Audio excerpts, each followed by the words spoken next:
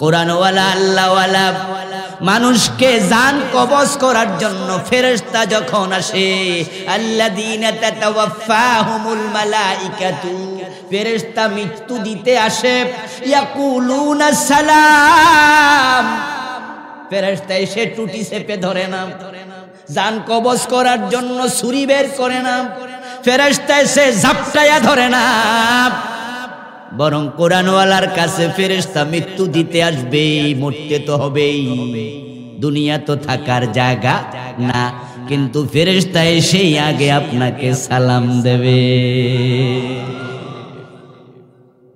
শব্দটা বহুবচন, ইয়াকুলুনা সালামুন আলাইকুম, ইয়াকুলুন, তাহলে বুঝা গেল ফেরেশতা একজন না। হাদিস, ইন্নাল আবদাল মুমিনা ইযা কানা ফি ইনকিতাইম মিনাদ দুনিয়া ওয়া ইকবালিন ইলাল আখিরা নাযালা ইলাইহি মালাইকাতুম মিনাস সামাই বিদুল উজুহ কাআন্না উজুহাহুমুশ শামসু। মালাকুন এক বচন, মালাইকাতুন হলো বহু বচন। কোরআনও বলছে আল্লাযীনা তাতাওয়াফাহুমুল মালাইকাতু, সেখানেও বহু বচন। মালাকুল মউত একজন, কিন্তু আপনার কাছে আসবে অনেক ফেরেশতা।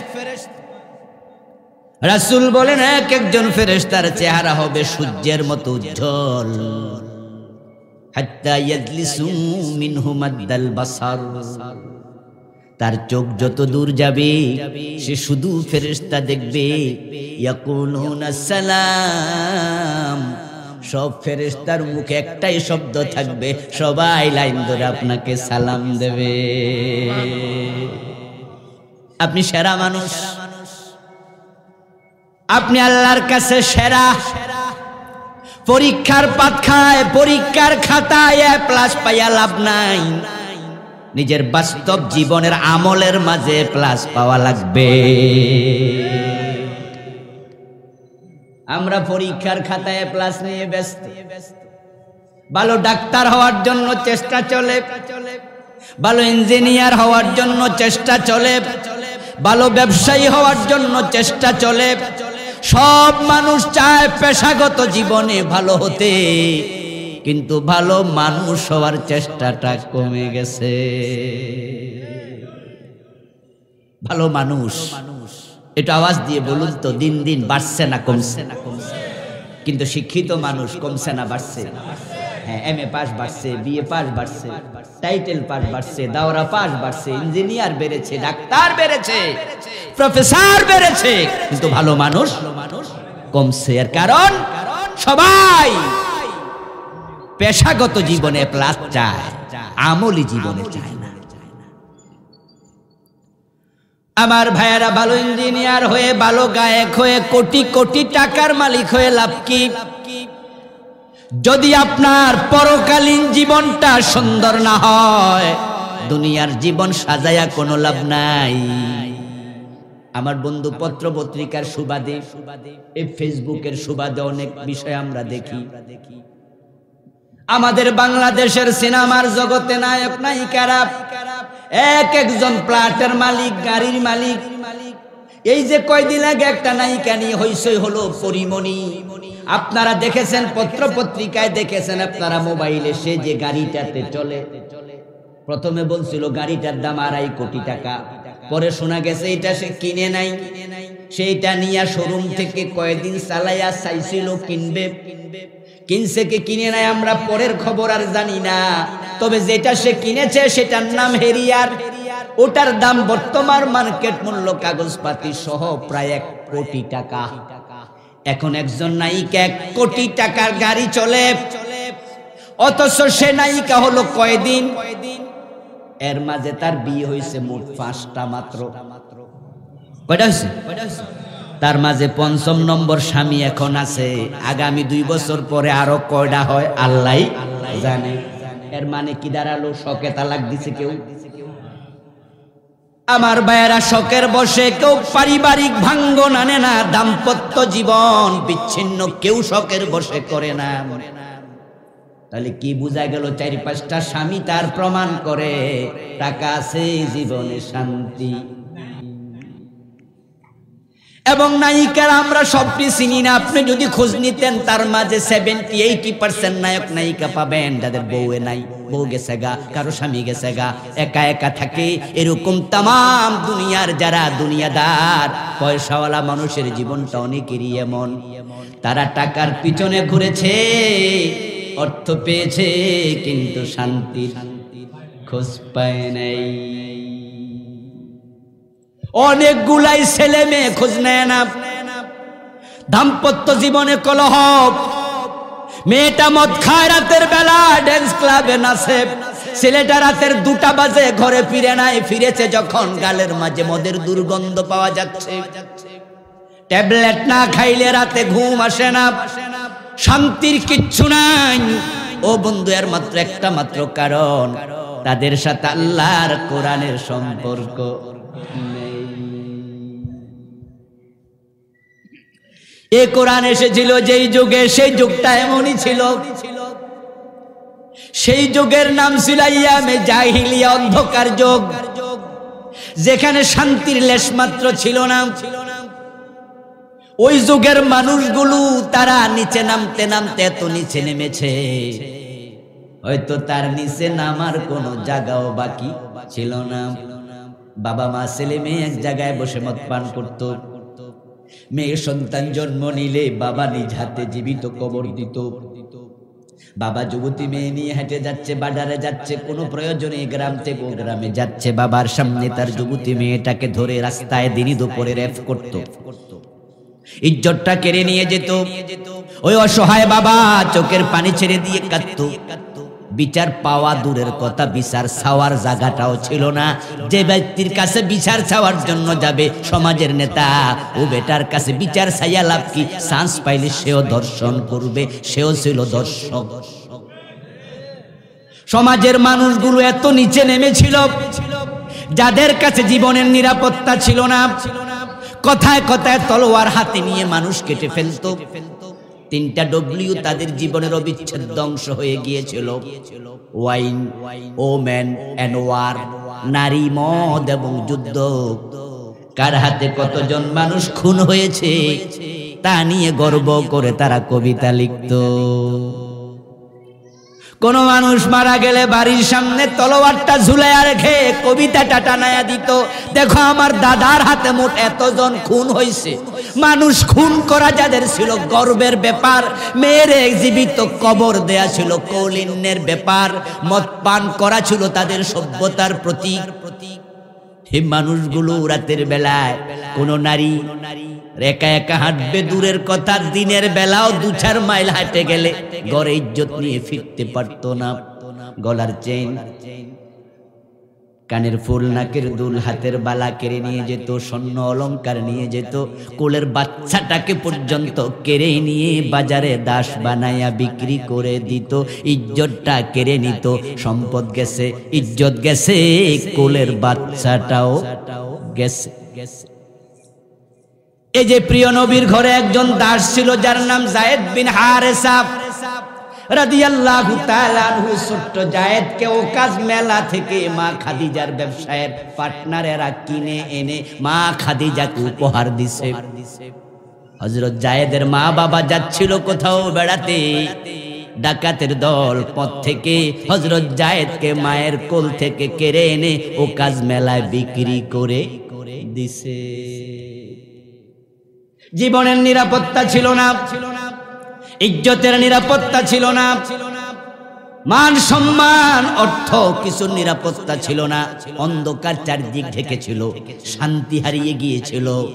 ওই অবস্থা আল্লাহ তাআলা কোরআন নাজিল করলেন, বলেন আনজালনাহু ইলাইকা, এই কিতাব আমি আপনার কাছে নাজিল করেছি, লিতুখরিজান নাসা মিনাজ যুলুমাতি ইলান নূর।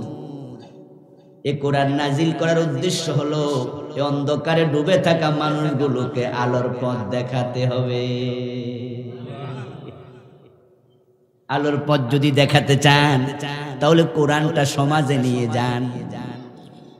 রাসূল সাল্লাল্লাহু আলাইহি ওয়াসাল্লামের উপর কোরআন আসলো, আল্লাহর হাবিব সাল্লাল্লাহু আলাইহি ওয়াসাল্লাম কোরআন নিয়ে মানুষের বাড়ি গেলেন। একদল লোক তৈরি হলো, যেই লোকগুলো বিশ্বনবীর সাথে একটা কমিটমেন্টে আবদ্ধ হয়েছে। ওই লোকগুলো বলেছে কালু সামেনা ও আতানা। আবু বকর, ওমর, ওসমান, আলী, তালহা, জুবায়ের, আয়েশা, ফাতেমা, খাদিজা, জুয়াইরিয়া, জায়নাব, এমন কিছু মানুষ তৈরি হয়েছে যাদের সবার একটা কমিটমেন্ট ছিল, শুনলাম এবং মানলাম। সুবহানাল্লাহ পড়েন। সাহাবায়ে কেরাম রাদিয়াল্লাহু তাআলা আনহুম শুধু কোরআন শুনতেন না, কোরআন তো আবু জেহেলও শুনতো। আপনারা শুনে থাকবেন, একবার মক্কার সংসদ ভবন দারুন নাদওয়াতে মিটিং হয়েছিল। ওই মিটিং এ মক্কার কাফেররা সিদ্ধান্ত নিয়েছে লা তাসমাউ লিহাযাল কুরআন, মুহাম্মদ কোরআন পড়বে, কিন্তু এখন থেকে কোরআন আর শোনা যাবে না, শোনা বন্ধ। এই সিদ্ধান্ত হওয়ার পরে রাতের বেলা আবু জেহেল মনে মনে কয়, আজকে যেহেতু সিদ্ধান্ত হয়েছে, এখন থেকে মুহাম্মদ কোরআন পড়লে আর কেউ শুনবে না, চান্সটা আমি কাজে লাগাই, আজকে একা একা শুনবো।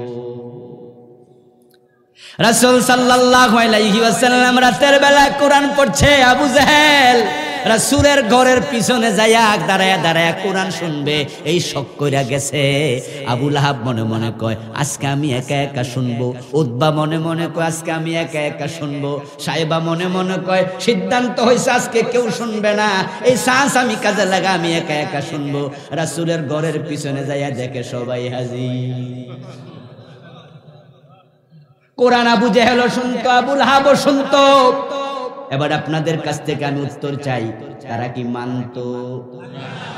তাহলে শুনলে মোমেন নয়, মানা লাগবে। এখন সুর ধরে হাত কাটো, এই আইন কি বাংলাদেশের মুসলমান শুনে নাই? মানছে কয়দিন? জেনা করলে 100 বেত লাগাতে হবে, বিবাহিত হলে পাথর মারতে হবে। কোরআনে যেটা আছে এটা কি এদেশের নেতারা শুনে নাই? মানছে কয়বার? তো শোনার নাম মোমেন নাকি মানার নাম? কালু সামিনা ওয়া আতানা। সব সাহাবী একটা ব্যাপারে কমিটেড ছিল, সবাই ওয়াদাবদ্ধ ছিল, আমরা কোরআন ওহী রাসূলের বক্তব্য, আল্লাহর বক্তব্য শুনবো এবং মানবো। শুনতে দেরি, মানতে দেরি করব না। এমন কিছু লোক তৈরি হলো। রাসূল সাল্লাল্লাহু আলাইহি ওয়াসাল্লাম মক্কায় 13 বছর লোক তৈরি করলেন, কিন্তু মক্কা জনসংখ্যা এই কমিটমেন্টের সাথে একত্রতা করবে এমন লোক বেশি তৈরি করতে পারলেন না। আল্লাহর ইশারা হিজরত করলেন মদিনায়। আউসের লোকেরা, খাজরাজের লোকেরা সবাই মিলে বলল, আমরাও রাজি, আপনি যা বলেন তাই শুনবো। সুবহানাল্লাহ। একদল লোক এগিয়ে আসলো মুসলমানের সাহায্য করার জন্য, তাদের নাম আনসার।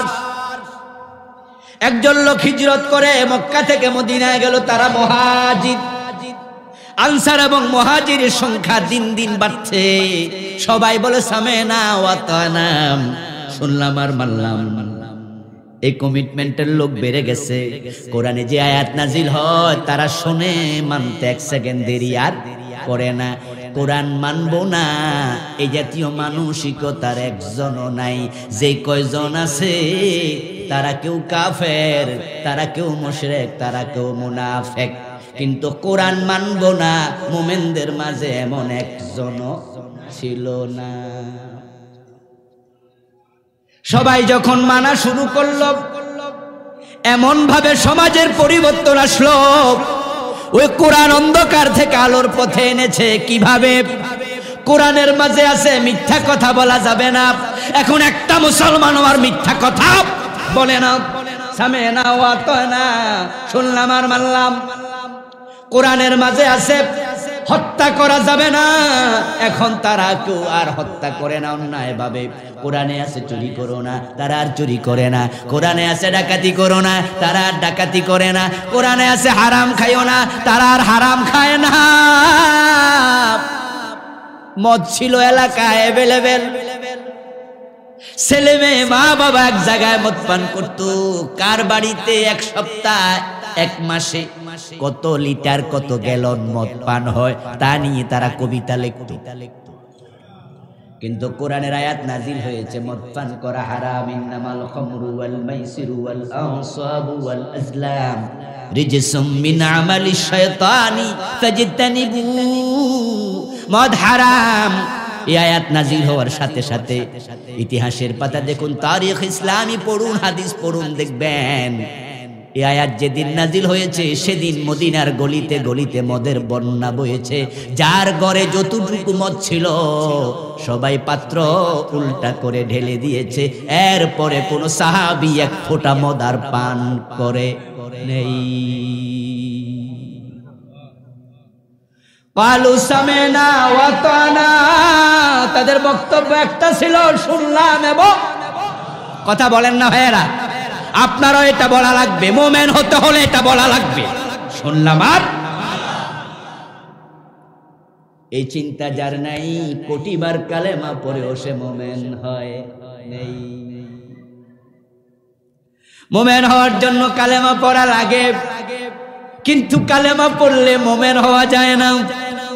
যদি কালেমা পড়লে মুমিন হওয়া যেত, আব্দুল্লাহ ইবনে উবাই বিশ্ব নবীর হাতে কালেমা পড়েছিল, কিন্তু সে মুমিন হতে পারে নাই।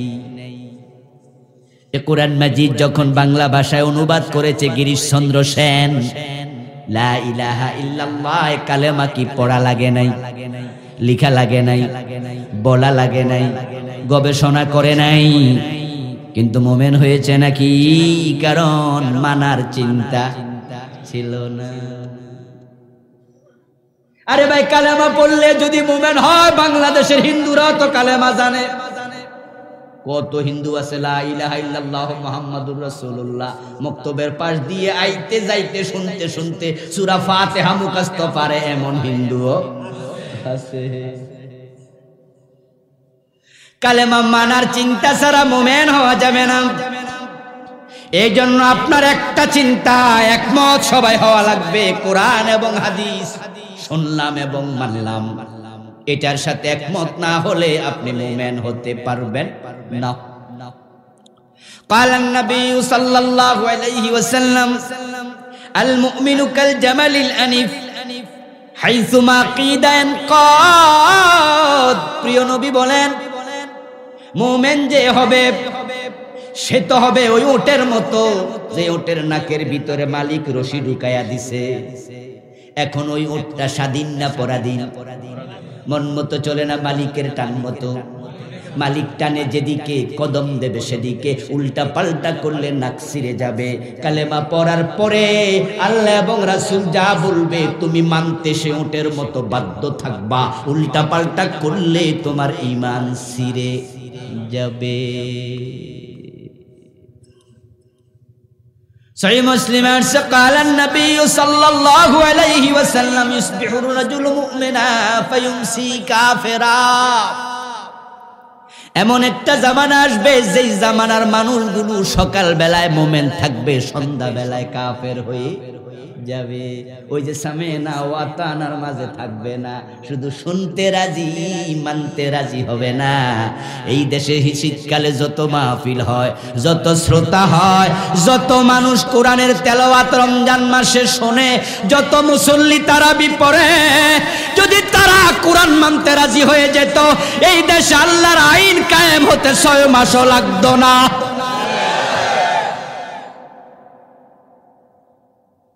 ও বন্ধু, শুনতে রাজি, অধিকাংশ মুসলমান মানতে রাজি না। আল্লাহর আইন লাগবে, কোরআনে এটা আছে, সবাই কয় ঠিক শুনছি তো, ইনিল হুকমু ইল্লা লিল্লাহ, আল্লাহ ছাড়া কারো আইন চলবে না, কোরআনে আছে। কয় জি, তো মানবেন নি? কয় হুজুর রাজনীতি করেন কেন? নামাজ পড়লে রাজনীতি হয় না, রোজার ওয়াজে রাজনীতি খোঁজে না, হজের কথা বললে রাজনীতি পায় না, আল্লাহর আইনের কথা বললে রাজনীতির গন্ধ পায়। এমন কিছু জালেম আছে না নাই? তুমি মুমিন কইলো কেডা? আল্লাহর বক্তব্য শুনুন কোরআন থেকে। আল্লাহ তাআলা বলেন, মা কানা লিল মুমিনিন ওয়ালা মুমিনাতিন ইযা কাযাল্লাহু ওয়া রাসূলুহু আমরান আইয়াকুনা লাহুমুল খিয়ারাতু মিন আমরিহিম। আল্লাহ তাআলা কোরআন মাজিদে বলেন, নারী হোক আর পুরুষ হোক, ঈমান আনার পরে আল্লাহ যা বলবে, রাসূল যা বলবে, মানতে তারা ওই উটের মতো বাধ্য যে ওটের নাকের ভিতরে মালিক রশি ঢুকায়া দিছে। মানবো কি মানবো না এই চিন্তা করার অধিকারও আর নাই। বলতে দেরি, মানতে দেরি করতে পারবে না। যদি দেরি করে তার ঈমানটা আর থাকবে না। ঈমান আনতে সময় লাগে 15-20 সেকেন্ড, ঈমান যেতে সময় লাগে 1-2 সেকেন্ড। যেমন আপনি সিদ্ধান্ত নিলেন আমি আল্লাহ যা বলে, রাসূল যা বলে সব মানবো, এই সিদ্ধান্ত নিয়ে আপনি এবার পড়লেন আশহাদু আল্লা ইলাহা ইল্লাল্লাহ ওয়া আশহাদু আন্না মুহাম্মাদান আবদুহু ওয়া রাসূলুহু। 15-20 সেকেন্ড, 30 সেকেন্ড, আপনি মুমিন। 15-20-30 সেকেন্ড লাগে মুমিন হতে। আচ্ছা, এখন যদি কোনো হিন্দু এসে কালেমা পড়তে চায়, আমরা তাকে মুমিন বানাবো, আমরা কি সূরা ফাতিহা পড়াবো? বাকারা, আলে ইমরান, এই যে 30 সেকেন্ডের কালেমা, এটুকু পড়ার পরে বুকে জড়াইয়া ধরে বলবো তুমি এখন থেকে। এখন কাফের হইতে কতক্ষণ লাগে? কাফের হতে কতক্ষণ লাগে? 1-2 সেকেন্ড। সাবধান, কাচের গ্লাস যত্ন না করলে পরে ভেঙে যাবে। এটা বানাইতে সময় লাগছে ফ্যাক্টরিতে 1 ঘন্টা, আধা ঘন্টা বানাইতে সময় লাগছে, কিন্তু ভাঙতে সময় লাগে না। যেমন ধরুন বন্ধু, আপনাদেরকে আমি বললাম এ ভাইয়েরা নামাজ মানেন, আপনারা বলেন জি। রোজা মানেন জি। হজ মানেন জি। সব মানেন বিশ্বনবী মুহাম্মদ সাল্লাল্লাহু আলাইহি ওয়াসাল্লাম আল্লাহর বড় নবী মানেন, বলে জি। বড় রাসূল জি। শেষ নবী মানেননি। যদি কই না, সে মুমিন না কাফের? তো কাফের হইতে কতক্ষণ লাগলো? 1 সেকেন্ড। এই কোরআনে যত মেসেজ আছে একটার সাথেও না বলার অধিকার আপনার নেই। বিসমিল্লাহর বা থেকে মিনাল জিন্নাতি ওয়ান নাসের সিন পর্যন্ত আল্লাহ যত মেসেজ দিছে, ক্বালু সামি'না ওয়া আতা'না। মদ হারাম আয়াত নাজিল হওয়ার সাথে সাথে যেই সাহাবীর হাতে মদের বোতল ছিল, হয়তো পান করার জন্য গ্লাসেও ঢেলেছিলেন, কানে আওয়াজ গেছে মদ হারাম, ওই গ্লাসের মদ ঢেলে দিয়েছে, জীবনে আর খায় নাই। এমনও পাওয়া যায় কোন কোন সাহাবী ওই টাইমে মদ পান করছিলেন, মুখে মদ ছিল, এখনো ঢুক গিলে নাই। যখন কানে আওয়াজ গেছে মদ হারাম, সাথে সাথে মুখেরটা ফেলে দিয়েছে, আর গিলে নাই। কেউ কেউ গলার ভিতরে আঙ্গুল দিয়া বমি করে পেটেরটাও বের করেছে। সবাই যখন একমত সামি'না ওয়া আতা'না, এবার আওয়াজ করে বলুন তো ওই সমাজে কি চুরি থাকতে পারে? আওয়াজ করে বলুন ডাকাতি হতে পারে, রাহাজানি হতে পারে, কেউ পরের হক দখল করতে পারে, কেউ কাউকে ঠকাতে পারে, কেউ মিথ্যা বলতে পারে। এমন সমাজ হয়ে গেল। ওই জাহেলিয়াত এখন আর নাই। এখন 180 ডিগ্রি উল্টা। প্রিয় নবী ইন্তেকালের সময় বলতেছেন, খায়রুল কুরুনি করনি। ও দুনিয়ার মানুষ, তোমরা সবাই মিলে আমার যুগের নাম দিয়েছো জাহেলিয়াতের যুগ। আমি নবী ঘোষণা করলাম আমার যুগ হয়ে গেছে পৃথিবীর সর্বশ্রেষ্ঠ যুগ। এমন যুগ হয়েছে পরিবর্তন হইয়া এ জাতীয় শ্রেষ্ঠ যুগ পৃথিবী কোনোদিন দেখেনি, কোনোদিন দেখার সম্ভাবনাও আর নাই। ওটা পরিবর্তন হয়েছিল আল্লাহর কোরআনের কারণে। যত জাহিলিয়াত আছে পৃথিবীতে, অন্ধকার আছে, গুনার কাজ আছে, অপরাধ আছে, সবগুলোর তালিকা যদি আমরা করি, চুরি ডাকাতি রাহাজানি চিন্তাই হত্যা দর্শন অপহরণ লুটতরাজ খুনাখুনি যা আছে সবগুলোর তালিকা করলে 1 নাম্বার গুনাহ যেটা হবে সেটার নাম শিরিক। ইন্না শিরকা লা যুলমুন আযীম। قيل يا رسول الله أي الذنب أكبر قال أن تجعل لله ندا وهو خلقك। ইবনে মাসউদ রাদিয়াল্লাহু তাআলা আনহু রাসূলকে প্রশ্ন করেছিলেন, ইয়া রাসূলুল্লাহ, আল্লাহর কাছে সবচেয়ে বড় গুনাহ কোনটা? রাসূল বলেন, তোমার রবের সাথে কাউকে তুমি শরীক বানাইবা, শিরিক করবা, এটা হলো 1 নাম্বার গুনাহ, সবচেয়ে বড় গুনাহ। জাহেলিয়াতের যুগে শিরিক ছিল কিনা? আওয়াজ করতে হবে তো। শিরিক ছিল কিনা? আরে ভাই, এমন থাকা, এমন ছিল তো ছিল, এমন ভাবে ছিল স্বয়ং কাবা ঘরের ভিতরে মূর্তি ঢুকাইছে। আল্লাহর তাওহীদের ঘরকে শিরকের ঘর বানাইছে তারা। লাত মানাত উজ্জা হুবল ইয়াসাব নাইল হারও কত 360টা মূর্তি ছিল কাবার ভিতরে আর বাহিরে। ইসলাম আসার পরে শিরিক আছে না চলে গেছে? জাআল হাক্কু ওয়া যাহাকাল বাতিল ইন্নাল বাতিলা কানা যাহুকা। এবার আপনাদের একটা প্রশ্ন করি, জবাব দিন দয়া করে। বাংলাদেশে বর্তমানে শিরিক আছে না নাই?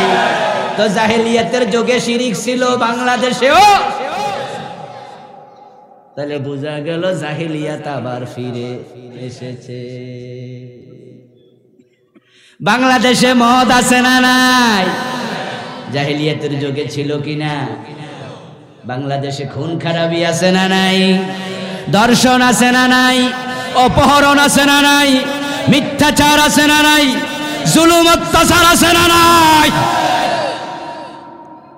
জাহেলিয়াতের যুগের লোকেরা মানুষকে খুন করেছে তলোয়ার দিয়া, আর এখন খুন করে প্রশাসন দিয়া, ঠিক কি না? জাহেলিয়াতের যুগে তলোয়ার দিয়া কোপ মারছে, এখন পিস্তল দিয়া গুলি করে। সকালবেলায় ক্রস ফায়ারে দিছি। বিনা অপরাধে আল্লাহর প্রিয় বান্দাকে পর্যন্ত গুলি করছে, এমন ঘটনাও আছে না নাই? মসজিদের ইমাম ধরে নিয়ে ক্রস ফায়ার দিয়েছে। যেই লোকের বিরুদ্ধে একটা মামলা হলো না, এলাকায় কোনো মামলাই ছিল না, নির্দোষ মানুষ অ্যারেস্ট করেছে। অ্যারেস্ট করার পরে দেখা যায় মামলা 1 ডজন হয়ে গেছে। এর চেয়ে বড় জুলুম আর কি হতে পারে? জাহেলিয়াতের যুগে দর্শন ছিল, বাংলাদেশে দর্শন আছে না নাই?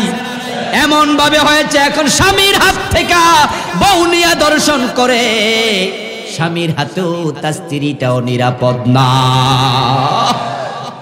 জাহেলিয়াত আবার ফিরে এসেছে। এর একটাই কারণ, তখন কোরআন ছিল না, তাই জাহেলিয়াত ছিল। এখনো কোরআন আছে, মসজিদে আর মাদ্রাসায় মানুষের জীবনে পাওয়া যায় না, তাই জাহেলিয়াত আবার ফিরে এসেছে। এখন টুপিওয়ালা মুশরিক আছে, দাড়িওয়ালা কাফের আছে, নামাজি ফাসিক আছে, অভাব নাই। কোরআনে আল্লাহ তাআলার বক্তব্য, মান লাম ইয়াহকুম বিমা আনজালাল্লাহ ফাউলাইকা হুমুল ফাসিকুন ফাউলাইকা হুমুজ জালিমুন ফাউলাইকা হুমুল কাফিরুন। জাহেলিয়াতের যুগে কাফের ছিল, এখন কাফের নাই। জাহেলিয়াতের যুগে মুশরিক ছিল, এখন মুশরিক নাই। জাহেলিয়াতের যুগে ফাসিক ছিল, এখন ফাসিক নাই। এখন নামাজি ফাসিক, নামাজি মুশরিক, নামাজি কাফের, টুপিওয়ালা দাড়িওয়ালা কাফের। How can it possible? আপনি ভাবছেন এটা কিভাবে সম্ভব? হ্যাঁ বন্ধু, এটাই তো সত্য কথা।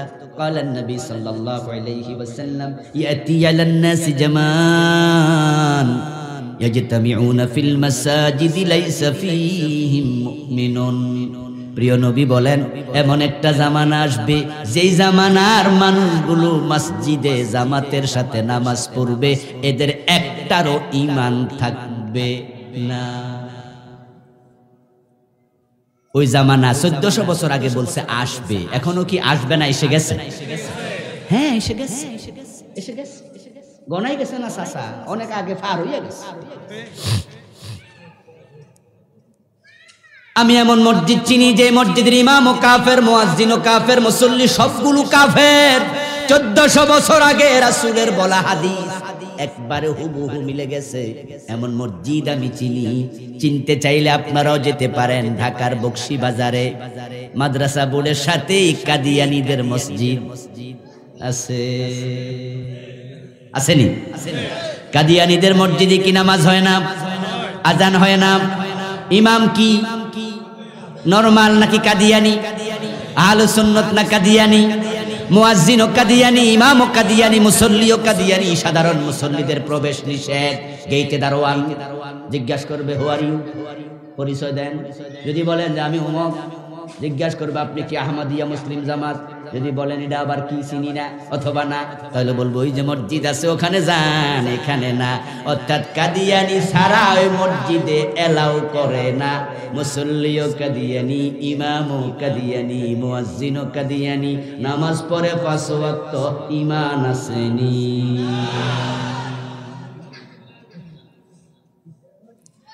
আমার ভাইয়ারা বিশ্ব নবীকে শেষ নবী মানে না, ঠিক না? ওরা কয় গোলাম আহমদ কাদিয়ানো নাকি নবী, নাউযুবিল্লাহ। কাদিয়ানী কোরআন মাজিদের একটা মেসেজ অস্বীকার করলো, একটা মেসেজ। খাতামান নবিয়্যিন, বিশ্ব নবী, শেষ নবী। এখন বন্ধু তারা কাফের হয়ে গেল। এখন আল্লাহ কই চোর ধরে হাত কাটো, এই মেসেজ আপনারা অনেকে মানেন না। আল্লাহ কই জেনা করলে 100 বেত লাগাও, বিবাহিত হলে পাথর মারো, ডাকাতি করলে সুরে চড়াও। আল্লাহ কই চুরি করলে হাত কেটে দাও, রাসূল কই মদ পান করলে 80 বেত লাগাও। আল্লাহ কই জমিন যার আইন চলবে শুধুই তার। ডজন ডজন মেসেজ আপনি বাদ দিলেন, কাদিয়ানী একটা বাদ দিয়া কাফের। আমনেরে নামেন কইল কে?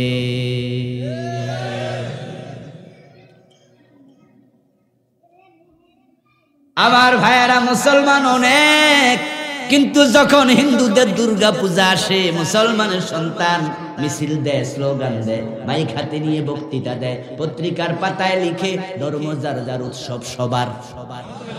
এমন স্লোগান বাংলাদেশে 10 বছর আগে ছিল না, এখন আছে না নাই?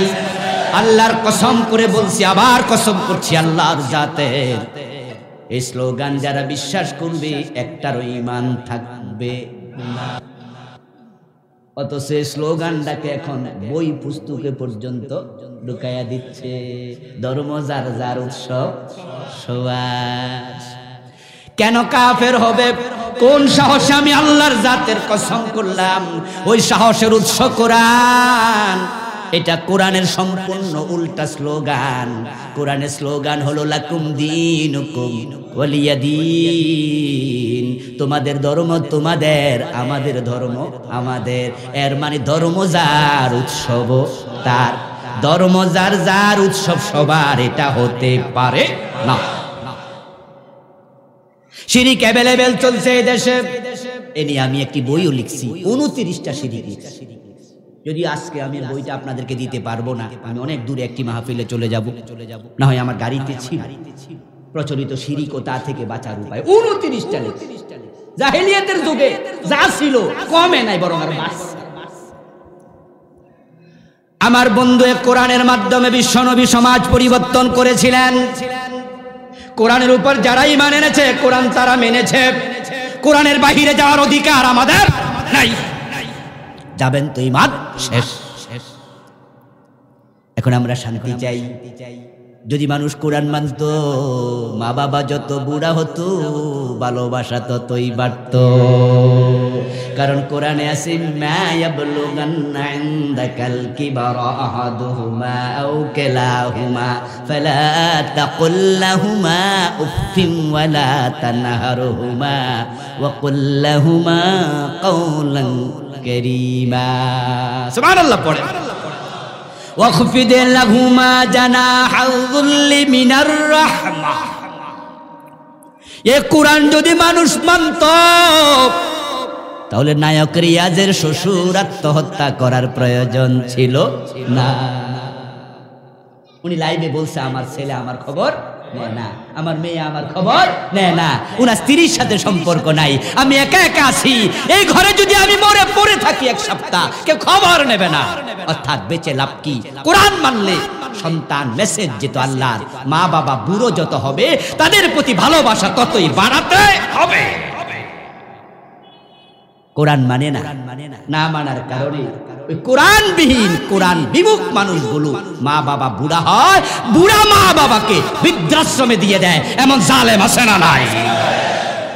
ওয়াকফিদ লাহুমা জানাহা যুল্লি মিনার রাহমা। কোরআনে আল্লাহ বলে মা বাবা বুড়ো হলে সম্মান বাড়ায়া দাও, নিজেদের বাহুটাকে একবার কোমল করে রহমতের বাহু তাদের পিছনে দিয়ে দাও, তাদের নিচে দিয়ে দাও, ঝুলাইয়া দাও, বাড়ায়া দাও। ওয়াকুর রব্বির হামহুমা কামা রব্বায়ানি সাগীরা, এই দোয়া করতে থাকো। কোরআন মানলে সুদ থাকতো না, কোরআন মানলে ঘোষ থাকতো না, কোরআন মানলে জুলুম থাকতো না। এখন যে জাহেলিয়াত চলছে নতুন করে, তা থেকে বের হয়ে আসতে হলে আল্লাহর কোরআনের কাছে আবার ফিরে যাওয়া দরকার আছে না নাই? যেতেই হবে। তুমি যাবে না, তোমার কপাল শেষ। ঢাকার ভিতরে বাহিরে এখন বৃদ্ধাশ্রমের সংখ্যা 30-এর বেশি। আজ থেকে 20 বছর 25 বছর আগে ছিল না। কয়দিনে গাজীপুর একটি মাহফিল করেছি, ওই মাহফিলে বর্তমান সরকারি দলের একজন নেতা মেহমান হিসাবে বক্তৃতা দিলেন। তিনি বললেন যে আমি মাওনা চৌরাস্তার পাশে একটি বৃদ্ধাশ্রম দেখতে গিয়েছি কয়দিন আগে, গিয়ে সেখানে দেখি 400-র মতো বুড়া মানুষ আছে। আমি তাদের সাথে দেখা করলাম অনেকের সাথেই, সেখানে আমি দেখেছি যে এমন বুড়া মানুষ আছে, কথা বলার পরে বলে আমার ছেলে ডাক্তার, কেউ বলে ইঞ্জিনিয়ার, কেউ বলে প্রফেসর, কিন্তু আমাদেরকে এখন আর দেখে না, রেখে গেছে। উনি বললেন যে আসলে আমি সেখানে কোনো আলেমের মা বাবা পাই নাই। আলহামদুলিল্লাহ বলেন, কোনো আলেম তার মা বাবাকে বৃদ্ধাশ্রমে রেখে আসে নাই। এর কারণ আলেমের সাথে কোরআনের সম্পর্ক আছে না নেই? যদি আমরা ভালোবাসা চাই সন্তানকে ভালোবাসতে চাই, ভালো মানুষ হতে চাই, সেরা মানুষ হয়ে মরতে চাই, আল্লাহর কোরআনকে নিজের জীবনের সাথে সম্পৃক্ত করতেই হবে। যারা কোরআন পড়তে পারেন না পড়বেন, অর্থ জানেন না জানবেন, ব্যাখ্যা জানেন না জানবেন, বিশুদ্ধ কোরআন পড়বেন, কোরআন থেকে জীবনটাকে কোরআনের রঙে রাঙাবেন, সন্তানকে শিখাবেন, এমন একটা সন্তান রেখে যাবেন। অবশ্যই অবশ্যই 3টা 4টা 5টা ছেলে আছে অথবা একটা আছে, সেটা যেন এমন হয় আপনি মরলে আপনার জানাজার ইমাম হবে। এটা সম্ভব, অসম্ভব কিছু নয়।